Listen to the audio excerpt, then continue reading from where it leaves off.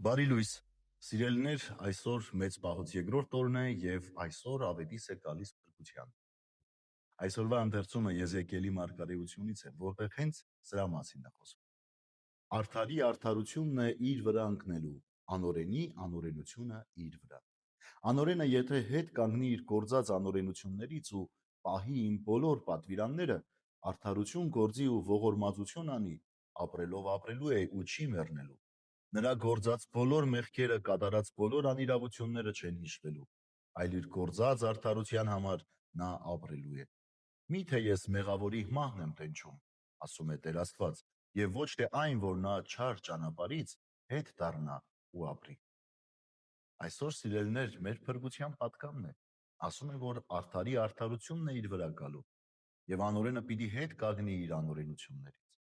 Այսօր նաև մեզ հոգևոր նախաճաշը ուրեմն հիշեցնում է, որ մենք անօրենություն ունենք մեր կյանքում եւ պիտի գանք օրենքի դաշտ, պիտի գանք պատվիրանի դաշտ։ Ուրեմն առաջին կետը մեծ պահքի ընթացքում եւ առասարակ քրիստոնյայի համար պատվիրանապահությունն է։ Եթե մենք պահք ենք պահում, մենք պիտի անդրադառնանք, թե որքանով ենք մնում հավատարիմ Տիրոջ պատվիրաններին եւ արդյոք չկա մի արարք, մի բան մեր կյանքի մեջ, որ մեզ շեղել է այդ պատվիրանից։ Երկրորդը, սիրելիներս, երբեմն ականջիս նաև լսում եմ մարդկանց կարծիքներ կամ խոսքեր թեկուզ եւ կեսկատակ, երբ ասում են ինչ լավ է այս պահքի ընթացքը, մի քիչ ֆինանսապես շահում ենք։ Ուրեմն այն, ինչ դուք շահում եք պահքի շնորհիվ, փորձեք դարձնել ողորմություն այսօր, որովհետև պահեցողությունը ենթադրում է իր մեջ նաև ողորմություն, ապաշխարությունը ենթադրում է նաև օգնություն այն բոլոր մարդկանց, ովքեր դրա կարիքը ունեն։ Հետևաբար պատվիրանապահությանը պիտի զուգահեռ լինի նաև ողորմությունը,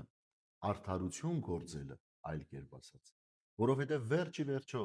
Աստված չի նստած մտածում, թե ինչպես անի, որ այս մեղավորը կորստյան մատնի։